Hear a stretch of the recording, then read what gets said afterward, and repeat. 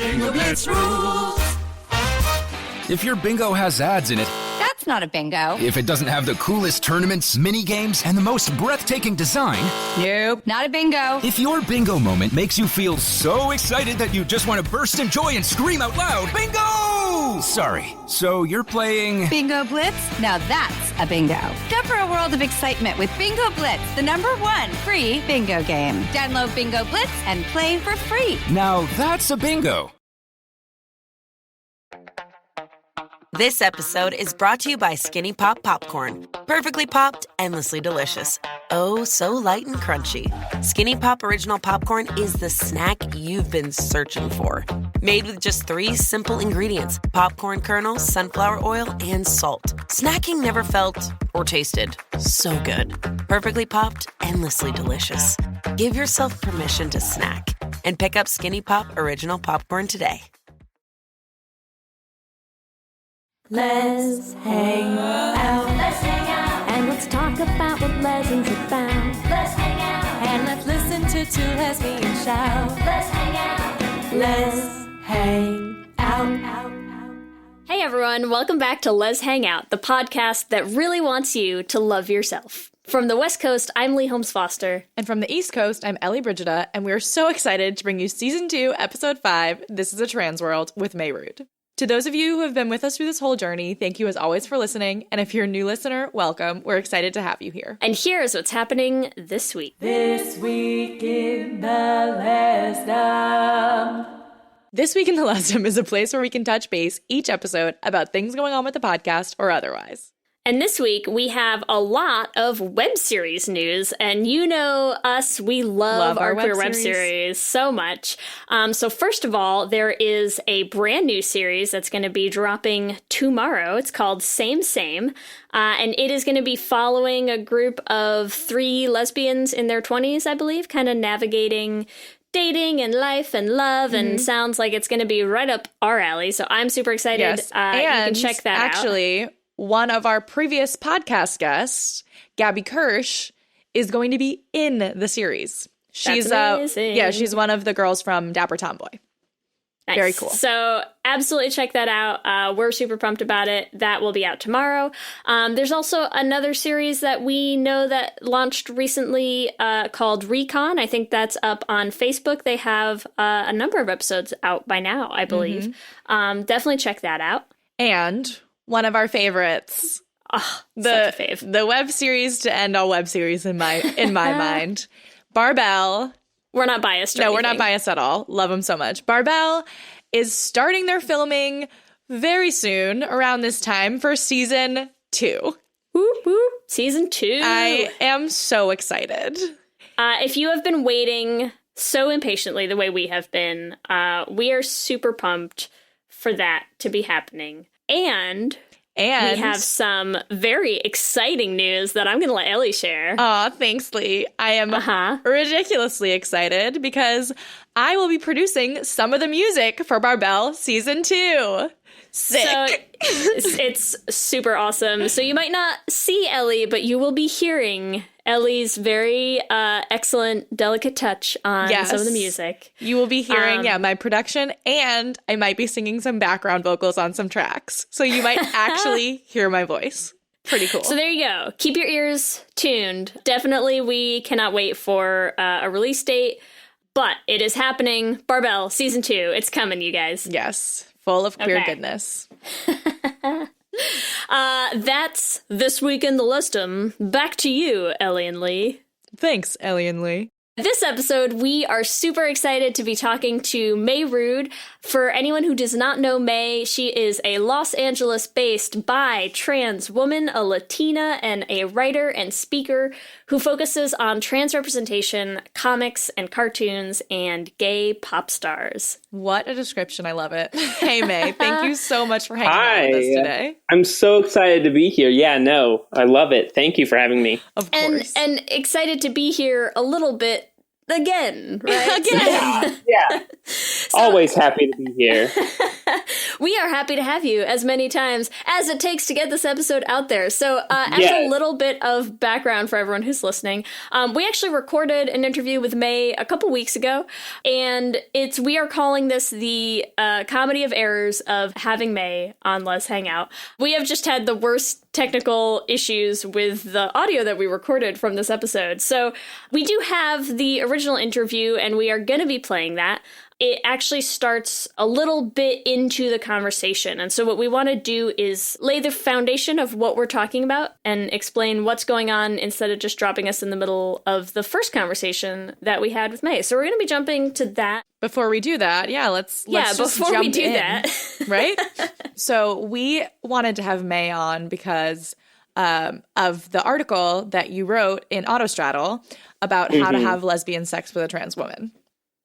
Yeah, we love the article. For our listeners who haven't read the article, could you let us know just a few of the main points that you made in the article? Yeah. Well, so at Autostraddle, we had this series called Lesbian Sex 101 that Carolyn, our NSFW editor, was doing. And I was like, oh, I'll write one about lesbian sex with a trans woman. And so this has tips for like communication on what kind of words to use. Because for a lot of trans women, don't want to use like the traditional words for like AMAB, genitalia. Yeah. And it just talks about like and you need to talk about what kind of things turn you on, what kind of things don't. Could I actually have you explain what AMAB is for anyone who's listening who doesn't absolutely. know what that means? That's assigned male at birth. Yeah. It's like a more accurate way of saying like born a boy. Because like obviously I wasn't actually born a boy, but the doctor did like say I was male when I was born. So that's just an accurate description for trans women as opposed to born a boy or born a man, something like that, which are both inaccurate and just like mean. Yeah. Right. Also you talked a little bit about other words to use. What other words do you use, or what other words are people comfortable using? Yeah, well, so like definitely a lot of trans women won't call their genitals like a penis. Some say like girl dick, or some will call it their clit. There are all sorts of words like that. And then also instead of like blowjob, you can just call it like going down on your girlfriend or eating your girlfriend out. Like you can use kind of traditional terms. like lesbian terms, because it's still lesbian sex, It's still down. It's still in that general. Yeah, you're eating your girlfriend out, That's what you're doing. So like language like that is super great. Awesome. And then from there it goes on to like it had some practical tips for this isn't talking about penis and vagina penetrative sex or anal sex. This is stuff with like a trans woman's genitals other than that. So it's like eating out your girlfriend or like hand stuff. And it has tips for doing those, What are some tips? Well, so a lot of trans women, our hormones make it so we don't get erections, or at least not full erections. So you need to handle it completely differently. I talk about that in there. I talk about some specific tongue techniques that really great. Amazing. It's a lot of hands-on, mouth-on, practical hands-on, tongue-on, finger on. Yeah. I love mouth-on practical tips. Mouth-on practical and tips. then it also, I also talk about external prostate stimulation, which also trans women have a prostate, which is called like the P spot because it's really similar. Like the orgasms feel really similar to like the G spot in cis women. And you can access it externally through the perineum, like the space in between the testicles and the anus. For me, at least, it's a very similar, like it feels like penetration, but not like anal penetration. Like it's very like gender euphoric for me, which is super great during sex, to like feel great about your body while you're having sex. Like that's amazing. Yes. So so it's got tips about that and just, overall tips for how to have a good time. Yeah, I think it covers a lot of just the importance of like communication, and I think especially communication is the main thing. Yeah, it is, and it's something I think especially for people who either are less familiar with trans issues in general, or who are maybe like navigating that type of relationship for the first time. You know, I think it's just always important to remember that like just like honest, open communication. Yeah. You know? Like if you don't know what something means, if there are terms you're not familiar with, you know, just ask for clarification, be upfront about you know, what you understand, what you know, or what you don't, you know? Yeah. And like, to be frank, like it can be, communication can be awkward, talking about sex, talking about what you want to call genitals. But like, also to be frank, sex is awkward. It's super weird.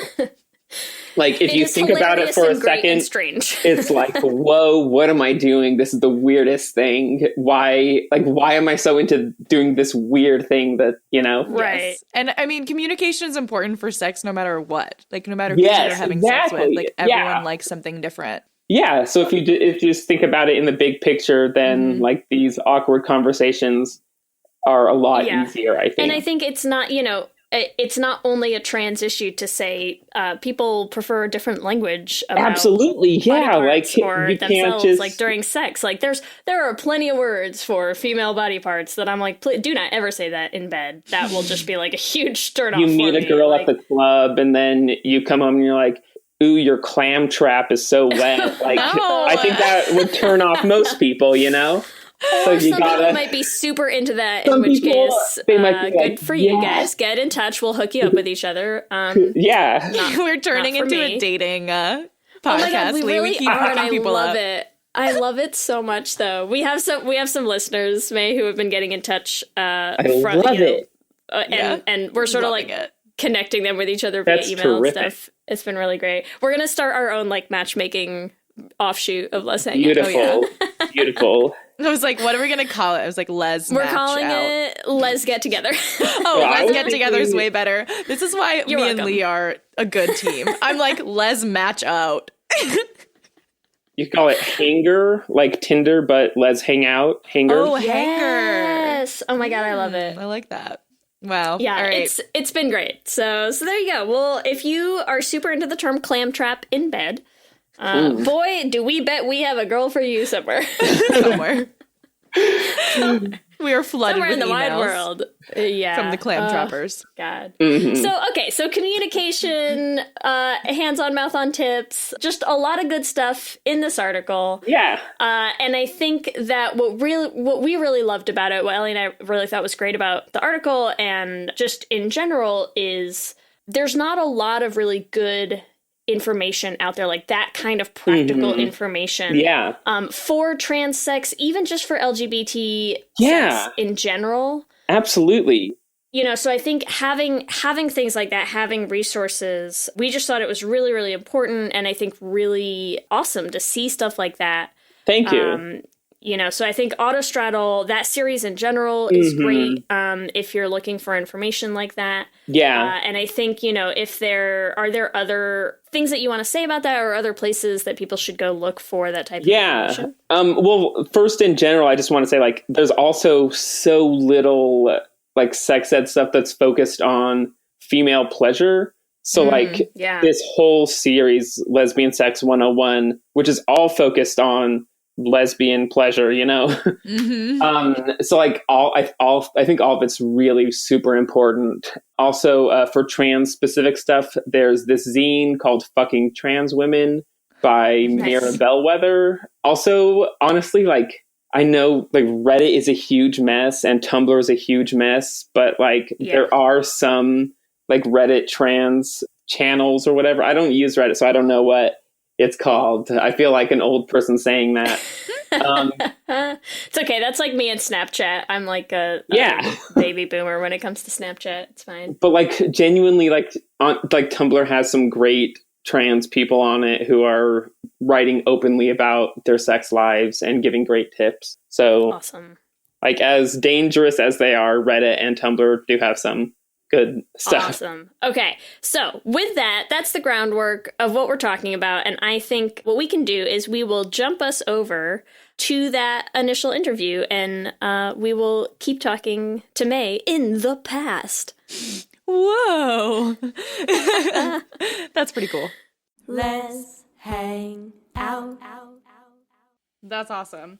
we obviously we love the article, but you also did get some pretty strong backlash, right? Yeah. So yeah. how do you deal with that when that happens? Yeah. Well, so like what happened, this happens like kind of often. If you're a trans writer, a trans woman writer specifically, especially a queer trans woman writer, that sometimes the things you write will get put on Reddit or on other forums like that. And they get into the hands of two main groups, both TERFs, trans exclusionary radical feminists, who are like super gender essentialist and are like, oh, trans women are really men and they're all rapists. And then also MRAs get a hold of it, and like just other conservatives who are like, oh, look at these special snowflakes, you know? Right. You mean the internet? The internet gets its hands on it. Yeah. Okay. Yeah, I guess I said Reddit, so I didn't need to really explain that it's, you know, these terrible guys get a hold of it. But so then I got a lot of messages sent to me saying I was a rapist for for wanting to force myself into women's spaces and force women to have sex with me. Which, I mean, I shouldn't even have to say it, but obviously the article is not at all about that. Yes, and I'm not at all about that. You know, it's all enthusiastic, consensual sex. Mm-hmm. Yeah. And I mean, a lot of this writing is based on me and my girlfriend, you know, so it's like literally it's about this happy, consensual, loving relationship that I'm in. And they're like, oh, these are all tips for rape, you know, and so it's just awful. Right. Yeah. And a lot of people sent hate to Autostraddle, which, I mean, it's thank you to my editors for like standing up and being like, no, we want to publish this important. Mm-hmm. We're going to make sure that no matter what the backlash is, you're protected. And, you know, because like they wanted to put it out there, and that is great. But so to deal with it, I mean, honestly, like a lot of TERFs and transphobes are like terrible at Twitter. So like they'll send just like the worst insults. Yeah. It's bonkers. So sometimes I would just laugh at how awful and ridiculous they were. Mm-hmm. Also, I mean, I've been doing this for years. So, you know, like the first time I was called a rapist was like my second year working at Autostraddle, I think. I wrote an article saying that people shouldn't fall back on biological sex because that's not the binary that we think it is either. No, not at all. I mean, like scientifically, that's what the article was about, science. Yeah, right. And then people were calling me racist for that. How dare you? Yeah, I was like, there are intersex people also. Right. Just it's based on literally. We say that like sex is based on chromosomes or, you know, anything else, but really it's literally just based on what your genitals look like at birth, what the doctor thinks they look like. How dare you rape their minds with facts like this? Come on. That one it really like hurt a lot because I'd never been called a rapist before. Yeah. But then knowing that they were calling me that because I said trans women are women and not like there was nothing about sex, nothing about relationships, nothing in the article. And so then I think that really helped me to realize quickly that these people don't have a point to make. They're just shouting and they're hateful and sometimes ignorant. Sometimes they just disagree with facts, I guess. Yeah. But that helped me, I think, a lot to realize that there's nothing valid in what they're saying. And then so now when I get it, I can just let it slide off my back. Mm-hmm. Yeah. Well, because, I mean, what are you going to do when it's like they're going to call you a rapist, but we still refer to Brock Turner as like college swimmer, Brock Turner, right? Yeah, okay, sure. Like the president is a literal rapist, right? And then they're like, oh, like, and then they're like literally websites out there that are like, well, but they use my birth name. They're like, blah blah blah. Rude is a man who says he's a transgender woman and writes about rape culture and things like that. And like there are these terrible websites that just like list trans women and allies to trans women so that you can go harass them. It's pretty awful. That's unreal. Excellent. So I guess that sort of leads into another question, which is, you know, you're saying people who support trans women. Because I know you're saying like they're bad at Twitter, and they are bad at Twitter. Because and I remember some of the backlash on there, and Carolyn from Diking Out, I think, was also like got sucked into this, Twitter hole of like responding to people and trying to get into that mess and everything. Other than, engaging with them poorly on Twitter, like what are real things that we can do, like people can do to help support in situations like that where like you're facing that kind of backlash and facing that kind of like just like vitriol being spewed in your general direction. I mean, it's horrible. Yeah. Well, so definitely like having the friends that I have helped me so much. It was the biggest backlash I'd ever received for an article. And so like I did like take some time off the internet. Like, I mean, it was just like a few days, but but like I talked to my friends, I talked to my girlfriend, and all of them were just really not well. So there's this thing, where we used to talk about tolerance a lot. And like, I've always hated it because, like it should be like acceptance instead. But then also there's tolerate you is not a. Yeah. But then past acceptance is like affirmation. And I think that's a big one where my friends and my girlfriend would be like, these people are obviously idiots and liars, and you're a woman. And my girlfriend's like, I love having sex with you. One of my exes contacted me and was like, I love that article. It was super great. Yeah. Some of my other friends, a lot of my friends like retweeted it. Other auto-straddle people would say, like, I'm glad that I work for a website where we promote this kind of thing. Mm-hmm. This is what like real lesbianism and feminism and womanhood is. Yeah. Mm-hmm. And all those messages really were great for me. And then especially seeing what really made the biggest difference was seeing on Facebook and Twitter. And then people would also message me, trans women and partners of trans women would comment being like, oh man, this is so great. These are so many great tips I'm going to go try out tonight on my girlfriend or whatever, things like that. And just that's what I'm aiming for, like I just want, when I write, I want people, like when I write about sad stuff, I guess I don't want people to be happy, but when I write, I want people to like get that emotional connection. I want, like, I'm not writing to engage, to have people like, like a lot of the time I've been told that my writing is like not very like academic, which is purposeful because like I want to just make that like personal connection, and I want it to be easy to access. I want it to be out there. And honestly, another reason that I wrote this is so that trans girls out there who are like, oh no, like I'll never have a happy sex life, can find this and be like, oh, it's possible. There are other trans women out there who have super great sex lives. There are trans lesbians out there who have super great sex lives. I can do that too. That's what I want. So the answer is have good sex, and that will yes, help us exactly. I mean, I think that would solve a lot of the world's problems in a general sense, right? Yeah. Yes. But also, honestly, I do feel like I need to say but I'm not telling people to have sex with trans women, because that's what all the like TERFs say that I'm saying, Mm-hmm. Right. Like have sex with only the people you want to, only the people who want to have sex with you. Whether they are trans or not. But also giving people the resources, whoever you want to have sex with, here are the resources to have good sex with those that's people. it. Yeah. Once you find the person or the people you want to have sex with, there should be information on how to have the best sex that you can. Yeah. I love it. So while we're talking about how people can help with when there is backlash like that, I think the other side that's important to remember is, it wasn't all backlash. Like, did you have, I think you talked somewhat about, specifically people reaching out to like help kind of, bolster you up through that, but were there just general like other positive things of people reaching out and engaging with the article? Like other than people reaching out, like on the Facebook comments, and the article comments, people were just saying like, oh, this helped me so much. A couple of my friends, like not related to the backlash, a couple of friends texted me and were like, oh man, this really improved my sex life. Thank you. Yep. That's the dream.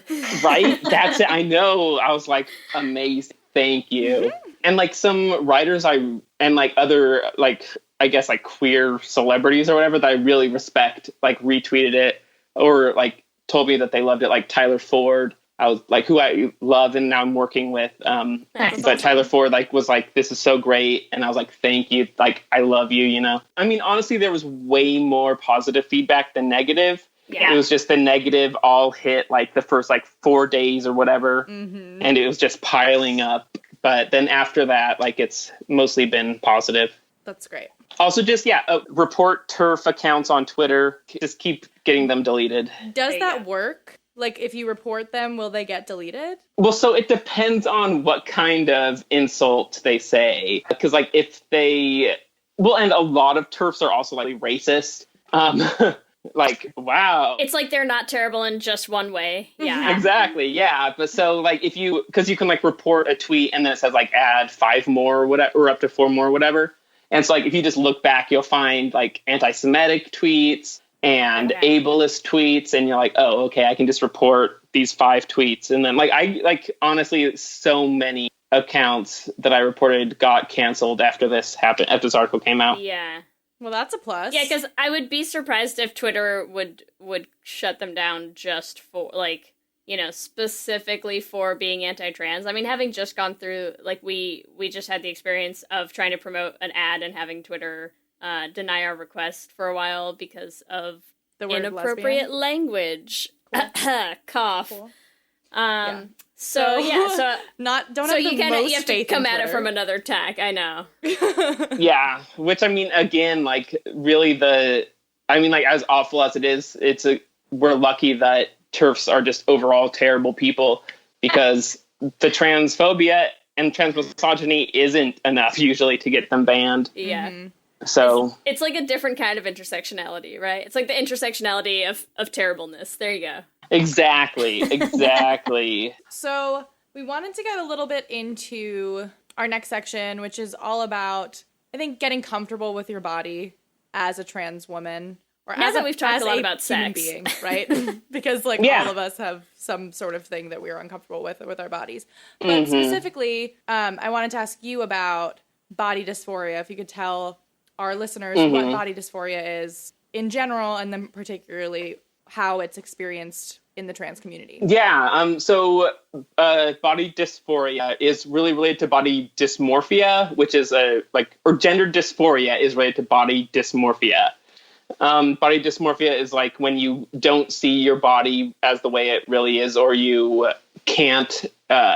just can't process, the way your brain processes how your body looks, it doesn't fit with reality.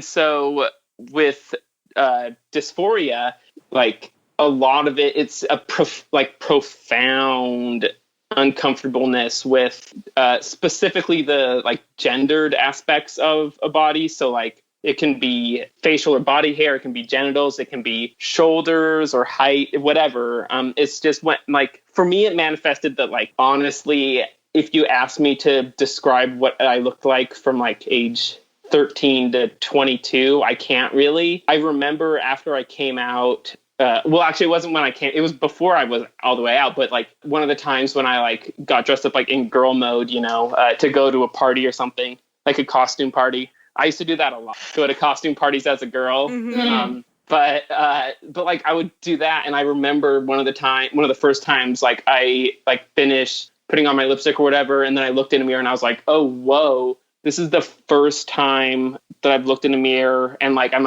oh, that's me. Mm-hmm. Yeah. Usually it's before that it was, I see this person and I know that I'm moving them, but there wasn't a connection of self, Mm-hmm. That wasn't my face that I was looking at in the mirror. That wasn't my body that I was walking around in. It felt like I was wearing a costume and playing a role. And I'm oh man, I was honestly so bad at pretending to be a boy. I started reading men's magazines when I was 13, so I could learn how to be a man. Yeah. And so some of the things I learned were only women and wimps wear sunscreen. So I didn't wear sunscreen for about a decade of my life. Oh my goodness. Wimps who don't like skin cancer. Yeah. Those sissies who don't want skin cancer. Exactly. Also, real men don't wear sandals, so I didn't wear sandals for about 15 years. things like that, that I would just like mishear something and be like, oh, okay, that's how you be a man. Or I was like, oh, my dad loves fishing. I was in fishing club for 3 years, but I hate fishing. Wow. But I was like, oh, this way, I'm acting like a guy. And then I was like, my mom likes this other thing. I can't like that. Like anything that my mom liked, I was like, no, that's not for me. You're just building these boxes and little categories and everything. Yeah, because like people could tell, like the first time I got made fun of or got bullied for like quote unquote being gay was in kindergarten. Like I had long hair and people were calling me gay and a girl, like other kindergartners were, and so like, and then it didn't really stop the bullying. And like my parents, like 100% thought I was a gay guy the whole time I was growing up. Like they would have conversations like since I was like 8 years old where my mom was like, okay, so I think May's going to come out this year. And so like, 8? They were, like when I was a little kid, they were like, okay, like starting then, like every year they would have multiple conversations about when I was going to come out. Oh my God. But they had like no idea about trans stuff, which like we'd been talking about because especially back then there wasn't anything, When, can I ask, when did you come out? Oh, yeah, not until I was like 24. Mm-hmm. And so, well, I came out to my parents, I guess, when I was 23 and then publicly came out when I was 24. But so like, I remember my parents being like, hey, it's okay if you're gay. Like, we love you. That's great. There's nothing wrong with it. And I was like, okay. But like nothing but none of that like affirmation like made it through to me because like so I identified as a lesbian for the first like 3.5 years after I came out and didn't start identifying as a bisexual until recently. So like back then I was like, well, I definitely only like girls. Yeah. And then they were like, and so it's just a lot of like, they were very loving parents. But just, since there wasn't this information out there, they just didn't really have a clue on how to help. Yeah. Well, it's why it is so important that you're writing all of this stuff. Like, you're getting it out there. I want to get it out there so that, so the next, like, 8-year-old who his or their parents notice that they might be trans, they have language to talk about that. Mm-hmm. Yeah. So I also want to talk a little bit about, because I think anyone who follows you on any social media probably knows that, like where you are now, like you are feeling yourself. Yeah. Like, what's the journey from looking in a mirror and never seeing you to just like, being happy, being comfortable, like with who you are, with how you look. Like, I mean, that's something that, plenty of women can't do and who haven't experienced any of that.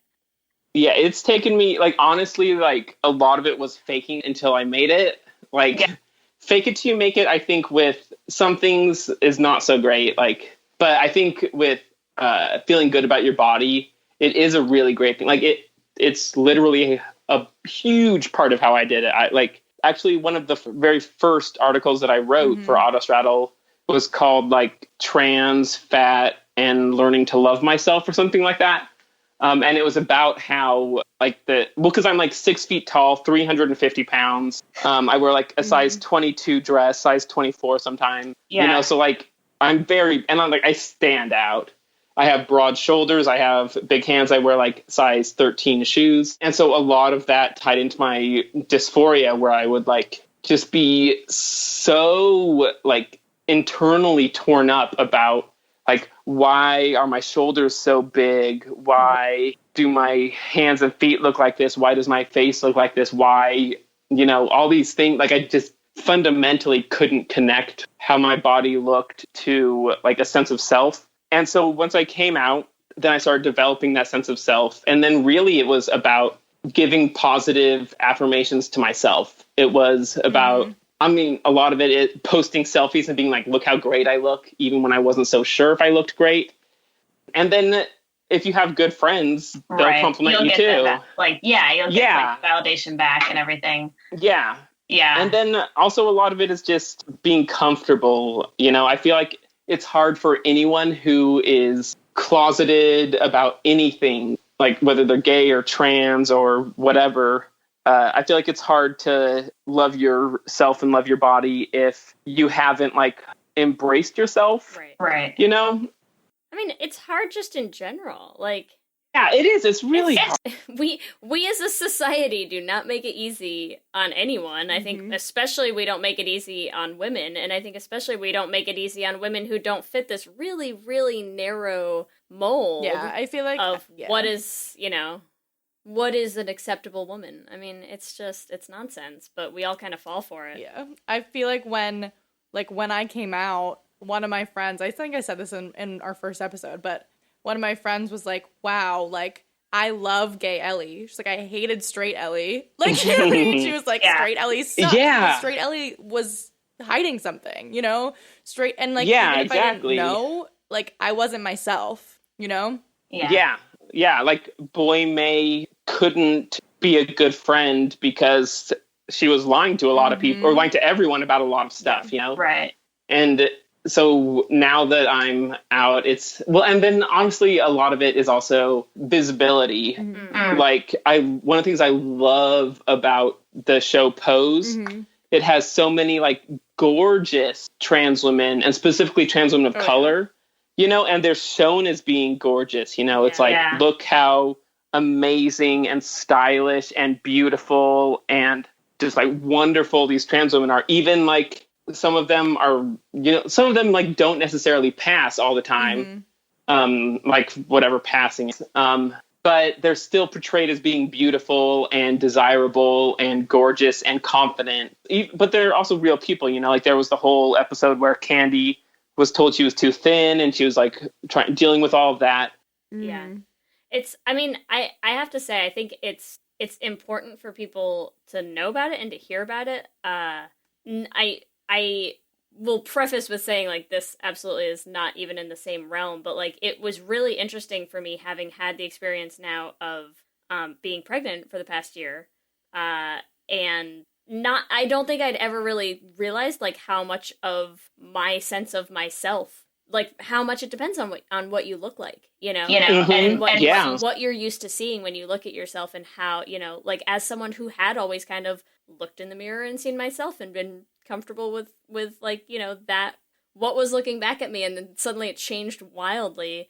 That I cannot imagine. Like, it was off-putting in ways that I don't think I had been really expecting, to just feel like that sense, that like connection was suddenly more tenuous than what I expected it to ever be, Yeah, I mean, I haven't read it yet, but the trans woman writer Andrea Long Chu, she wrote recently a thing about how pregnancy and like trans surgery are like actually like very similar in a lot of ways, because they're radical body transformations. Like these are not my ideas, these are hers, so like all credit to her, go read that article. But it was like they're radical body transformations that change how you look and also result in a completely new person. Yeah.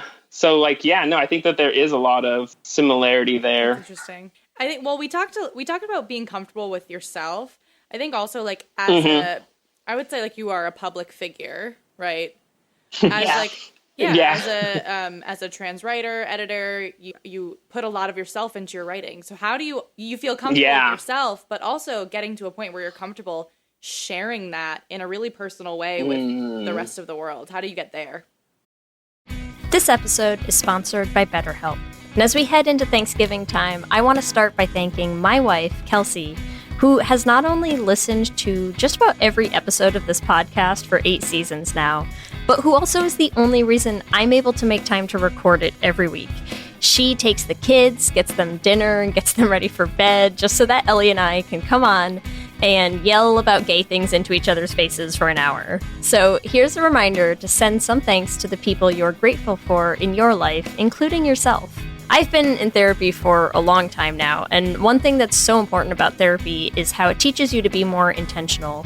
And being intentional about gratitude and how to show that to the people you appreciate is just one of the many benefits that I've gotten from therapy over the years. If you've been thinking of starting therapy, consider giving BetterHelp a try. I know how hard it can be to find time for regular therapy, and BetterHelp is designed to be flexible and convenient for your schedule. You can fill out a brief questionnaire to get matched with a licensed therapist, and you can switch therapists at any time for no additional charge. If you want to start being more intentional about gratitude in your life, visit betterhelp.com/leshangout today to get 10% off your first month. That's BetterHelp, HELP.com/leshangout. Let's hang out. For many businesses, the holiday season can be both an exciting and stressful time. With so many balls in the air, one thing you definitely want to know you can rely on is how you're selling your products. And with Shopify, you can rest easy knowing it's the home of the #1 checkout on the planet. Nobody does selling better than Shopify, and when it comes to successful brands like Aloe, Allbirds, or Skims, an often overlooked secret is all the things that go on behind the scenes that make selling, and for shoppers, buying, simple. For millions of businesses, if you take a peek behind that curtain, you'll see that Shopify is what makes it all possible. Shop Pay boosts conversions up to 50%, so that's more happy customers and way more sales going. It's true all the time, but especially this time of year, your commerce platform better be ready to sell wherever your customers are scrolling or strolling, on the web, in your store, in their feed, and everywhere in between. Businesses that sell more sell on Shopify. Upgrade your business and get the same checkout we use for Realm merch with Shopify. Sign up for your $1 per month trial period at shopify.com/realm, all lowercase. Go to shopify.com/realm to upgrade your selling today. Shopify.com/realm.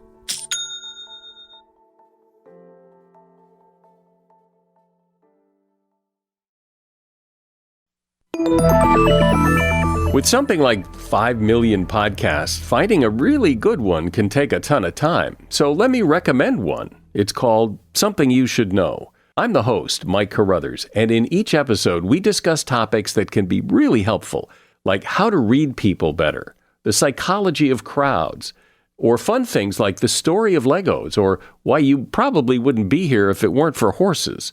Something You Should Know is the name of it, wherever you get your podcasts.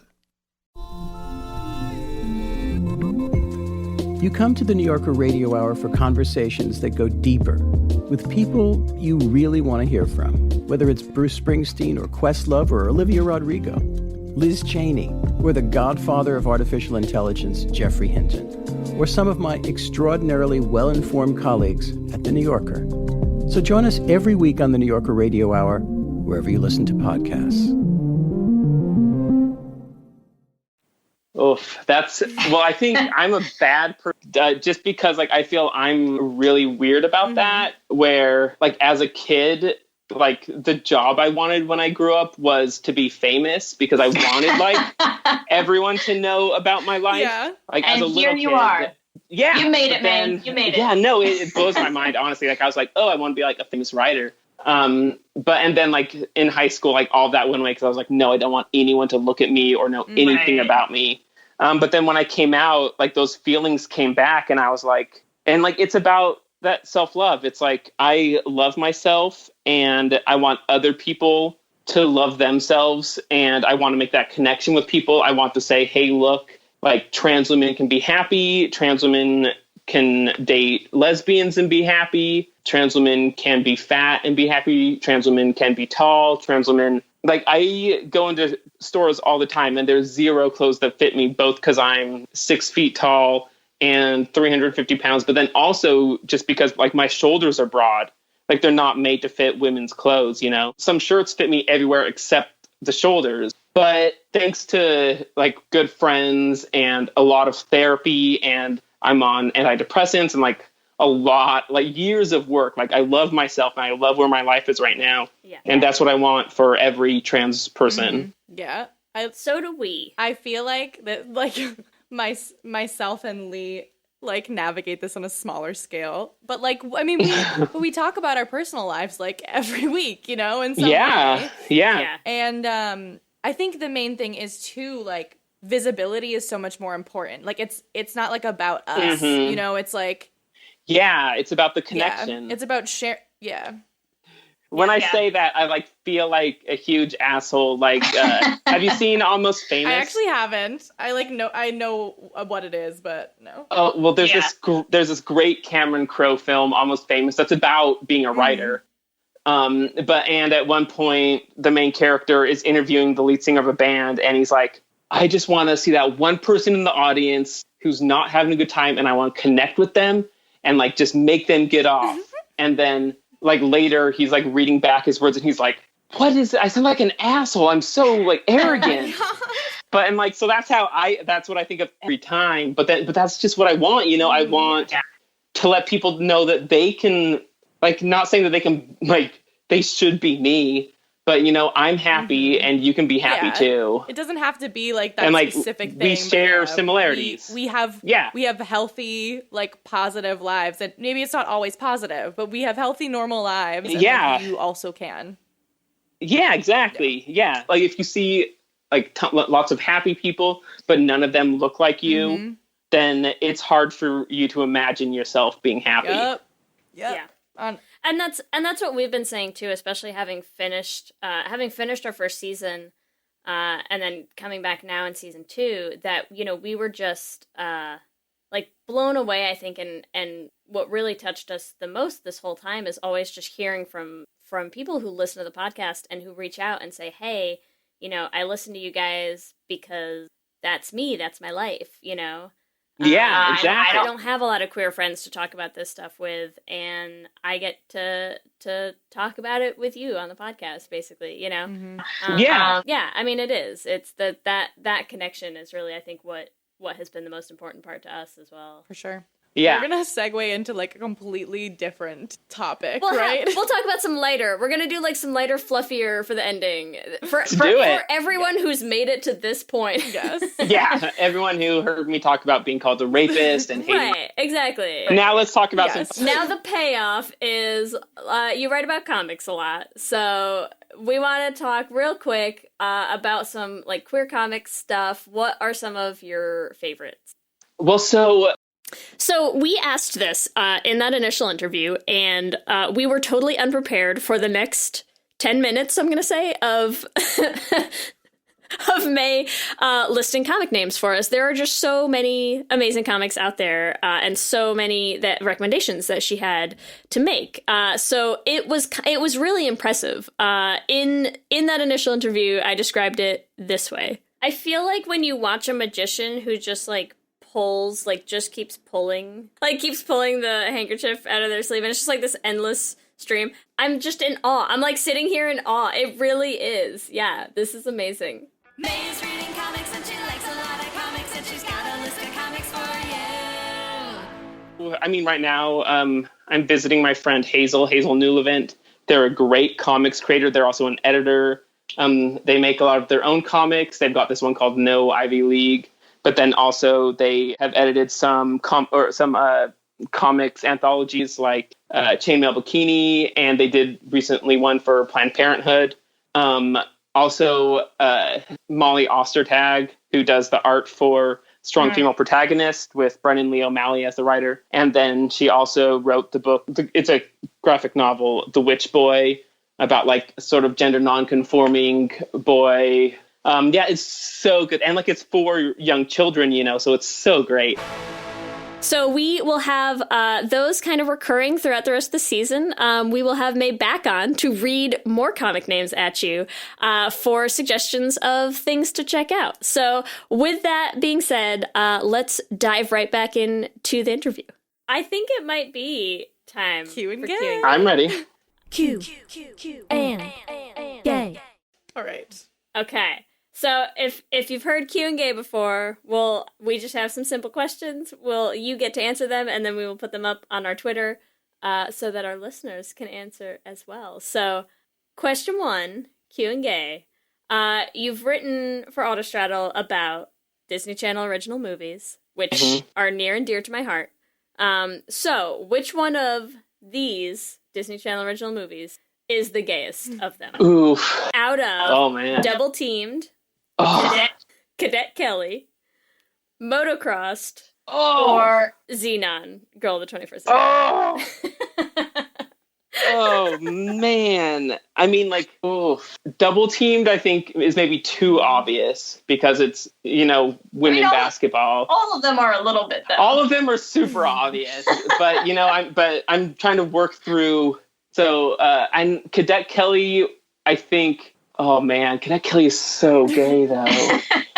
But I think I'm going to have to go with Motocrossed just because it's like... Well, and I mean, partially, honestly, because like I remember like very early, I mean, not like super early, but like when I was like a kid, a lot of my first female crushes were on like butches, and my like guy friends didn't understand that at all. Like I'd be like, oh, look at this WNBA player, and they're like, what? And so I think that showing that female character with the short hair and like doing sports, like a guy sport, like I think that really to me. So I'm going to go with that. Okay, fair enough. All right, there's a theme to these Q and Gays, things that May has written about. So amazing. So, what is your favorite Glee ship? All right, we have A. Faberry, B. Pezberry, C. Britannia, D. Quintana. Oof. Well, so I mean, obviously Britannia is like super important, and like that, I mean, they were the reason why I watched the show. Like I was on Tumblr and someone posted a GIF of like a GIF site of that scene from season 1 where it's like, if having sex with someone is dating them, then Santana and I are dating. Like that, I watched the next week. So I was like, whoa. Nice. But got to go with Rachel and Quinn. Like, I used to read so much fanfic of them when there's so many parts when they go in and Rachel, like, broke her nose and she's thinking about getting a nose job and she's like, I want to get Quinn because Quinn is the most beautiful person. Yep. And fair. It's, I know, right? And then, like, when Rachel was almost going to marry Finn and Quinn was like, are you sure you want to marry him? And like she emphasized him. Yeah. And it was like, whoa, this is blowing my mind. It's always, Or when Rachel couldn't get married without Quinn there. I mean, it's fine. No. So that's what I got to with. I got to go with my heart. Honestly, I added like, so I have a playlist that I'm listening to, and I added like 15 Glee songs to it today. My girlfriend is very annoyed by how much I talk about Glee. We can trade Faberry fanfic, May. It's fine. It's good. I also want to say the first iteration of this question included Finchel as an option, but like who's ever shown Finchel? Ugh. Okay. Let's not even get into it. Question three. What is the best track on Hayley Kiyoko's new album? Out of Feelings, What I Need, Sleepover, or Curious? Oh man, this is. I know we're not going. You're not. We're bringing the heat with these questions. Well, so, okay. Sorry that I need to, like, talk through these answers. No, it's okay. That's why we, like, say them, because we want to have a little bit of discussion about them, you know? Yeah. Oh, yeah. Well, so, definitely Curious. Like, so, when I first heard the term big dick energy, I was like, oh, that's Hayley Kiyoko in Curious. Oh, my God. Like, that's what that means. The music video. Oh, man. Like, just, that video is just incredible. Like when that video came out, every guy who's dating a girl was like, oh no, Hayley Kiyoko just stole my girlfriend. Everyone.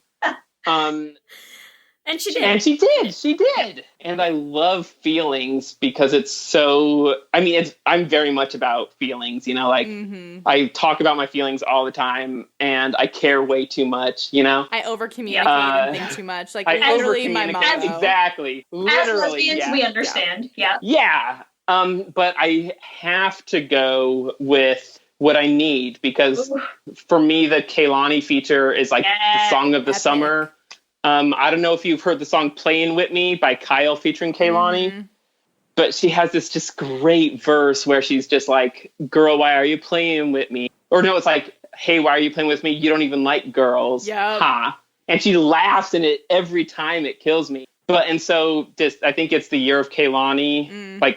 And Hayley Kiyoko is lesbian Jesus. Kehlani, I think, is like queer Holy Spirit. Yes. Who's the third in the Trinity? Janelle Monáe. Oh, Janelle Monáe. Yeah, Janelle Monáe. Janelle Monáe Definitely is Janelle Monáe. the father. Yes, is the daddy. Absolutely. Yes, that's it. Love this so Janelle much. Monáe's the daddy. Amen. The queer That Trinity is right it. there. Mm-hmm. Wow. Love How it. has nobody made this? That has to exist on the internet. I hope so. If it doesn't, Yes. we're making it immediate. There you go. Love it. Oh my god, I love that. The queer Holy Trinity. All right, on to our next question because we have to keep moving. But okay, favorite sex act. And these are like specifically pretty general. A, hand stuff. B, mouth stuff. C, front stuff. D, butt stuff. Oh gosh. Oh, this is. Well, see, my answer is E. Like middle stuff. Okay. Like that. It doesn't. It's not really a thing for non-trans women. So, as a trans woman, one way that you can access the prostate is through external stimulation in the perineum, like the space between like the genitals and the anus. Okay, so we need an and I know. I failed. and it's just like mind blowing. Like it's these like whole body. Sorry, I lost another word. Orgasms. How do you forget that word? Sorry. Don't lose orgasms. I don't know how I May. forgot that. Yeah, They're no, I Come know. on. I was like, but so it's these whole body orgasms that just like shake you. And then also I love it because it like relieves a lot of dysphoria because like it's like being penetrated, but it's not anal sex. And like it doesn't have anything to do with like my penis. And my girlfriend is really great at it. One time she made me come so hard that I threw up. Oh my god. Literally, yeah. Like I was like, Can we like bow down to her? Yeah, that's yeah, amazing. no, she's amazing. Oh my god, that's amazing. So there you go. Middle stuff. Secret option E. Okay. Question 5, last question. Who is your favorite trans actress out of the following? Laverne Cox, Jamie Clayton, Jen Richards, or India Moore? Oh, also, are you like trying to get me in trouble? I know some of these people. Like, but oh man, but I have to pick or right now. Like, okay. When I watched the first episode of, there's not a they're all amazing. They're all amazing. I mean, like obviously, like Laverne Cox. I remember when Laverne Cox was on I Want to Work for Diddy on MTV in like 2000 and something. It was like a reality show on MTV, and that's where I first saw her. And like, so I've been following her career for years, you know, like years before she was on Orange is the New Black or anything. Jamie Clayton. I mean, also she was, so there was this show called Transform Me on VH1 where it was, this was like 2007 or something, where it was Laverne Cox, Jamie Clayton, and I think Nina Poon. And they like, it was sort of like Queer Eye for the Straight Guy, but with these 3 trans women. Oh my God, and then they would help like, how did I not know about this? Because it was like only lasted for a year. Like there was this like weird time when MTV and VH1 kind of had a lot of trans people in like 2005 through 2007. Because there was also a trans woman on a season of Real World, and there was a trans woman on Making the Band. And so just there was, and Leomi Maldonado, who does choreography for Pose, and she's a legend in the ballroom scene. She had a dance crew called Vogue Evolution on America's Best Dance Crew. So like these were all like within like 3 years, and I was like, whoa, who are all these trans people? This is amazing. Mm-hmm. Wow. Well, and then Jen Richards is just like amazing. Her story was great. She's going to be so great. She has like a huge future. Like, oh man. Yeah. I think the answer for always for our Q and Gays all of the above. There's no wrong answer. There's not a wrong answer unless we had included Finchel, in which case Finchel is the wrong answer. Right, Lee, I get it. But yeah, no, absolutely. They're all fantastic. All right. And remember, you can give us your own answers to this episode's Q&A questions on our Twitter at Les Hangout Pod. So can you also tell all of our listeners, May, where they can find you? Where can they follow you on social medias, on other things? Yeah, I'm at Meyrude, MEYRUDE, on Twitter and Instagram. You can also go to Meyrude.com. That has a bunch of links like my writing and how you can contact me, and also it has links like my Instagram and Twitter. I'm not really on like other social media. I guess I'm too old. That's okay. I'm right there with you. I'm right there with you. If you want to see more of my writing, you just check out them.us. That's where I'm doing most of my writing now. But then also, like, I've been doing stuff for other places, which I'll tweet out whenever I write for places. Great. So the best place to follow you really is Twitter. That's like the most... Twitter, yeah. Like where people will find the most information, like most up-to-date stuff. Cool. And May will also be doing an Instagram story takeover on the Les Hangout Instagram. So answering any of your questions. Amazing. Amazing. Amazing with a May in it. Yes. It's oh my gosh. Why didn't we title this episode Amazing? We failed. We failed at everything. Re-recording the whole intro. No, just the whole intro. Redo start at the top. Yes. Scrap everything. Well, thank you so much for hanging out with us, May. This was a wonderful, thank you so much. Wonderful Yeah, I had a great time. Let me hear you say hip, hip, hip, hip, hip, well, yeah. We love hearing from all of you. We love this community, and we love the community that's been building on our Facebook groups, on our Patreon groups. So we just want to shout out some of our favorite things that have been happening with those every episode, starting with Jerry, who emailed us this amazing side-by-side comparison of Hayley Kiyoko and Leonardo DiCaprio from Romeo and Juliet. And when you see them next to each other in those little, what do you call them? Like the Hawaiian shirts. Right? Yeah. Like they are the exact same person. Both daddies. Same. And Twins. We didn't write this down, Lee, but we need to talk about this. I just thought about it. Okay. We need to give an update on Alden. Yes. Oh my God, we do. So some of you may remember when we released our motocross episode, we mentioned that we had heard from a listener, Alden, who was in Oklahoma City and did not have a lot of queer community out there. And so we just want to say thank you. And we have been having just a blast with some of the people who have reached out to us to say that they're also in that area and that they are also looking for community. And we've been able to connect some of you. And it just makes us so happy. I know. And also the like crazy hopeless romantic in me wants this to be like Sleepless in Seattle, but lesbian version. And then we can officiate the wedding. That's all. Yes. Oh my God. So there you go. We love it. And we just, it's been a blast. We've really enjoyed that. So thank you so much to everyone who has reached out to us. We've just really enjoyed seeing that happen. And it's nice that we know people are out there finding each other and forming community and finding friends and possibly more. So there you go. That's been awesome. And as always, we want to take an opportunity to shout out our top tier lesbian Jesus patrons.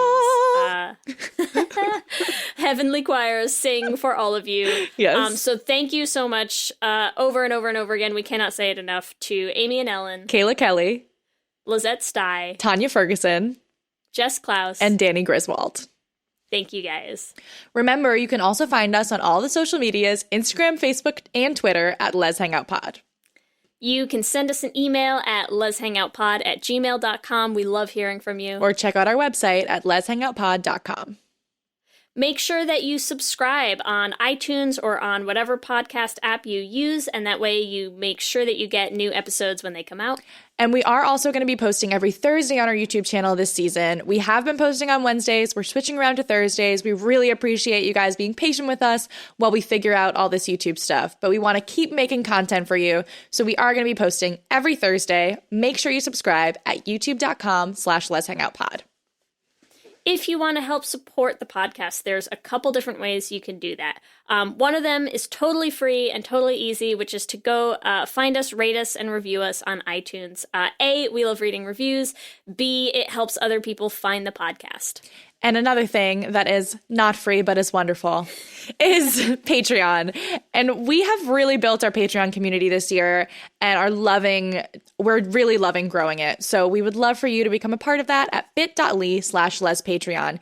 You get a lot of cool perks. You get free downloads of our Les Central songs, free downloads of our Renegade covers, which we just started on YouTube, and also our Facebook group, which is, I think, one of the best things for us because you guys can create your own community there and we can help you facilitate that. So we have loved getting to know you guys and hope that more of you will join.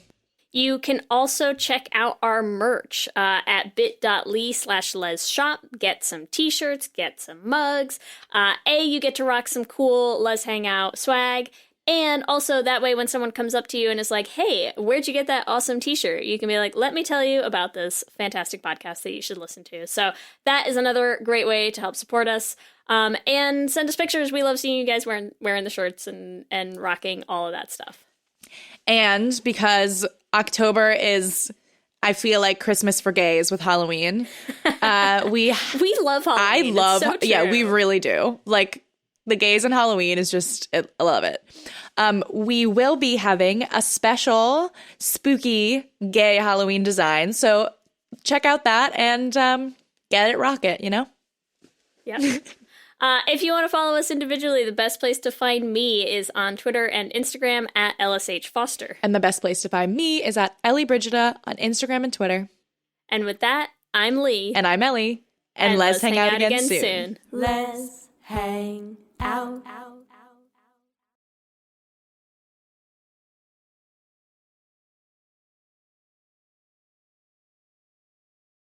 Ladies and gentlemen. What are you doing? What do you mean? Just keep it simple. I'm making the promo. Just keep it simple. Just say, hey, we're the Brav Bros. Two guys that talk about Bravo. Ladies and gentlemen, boys and girls, we're the Brav Bros. No. Oh.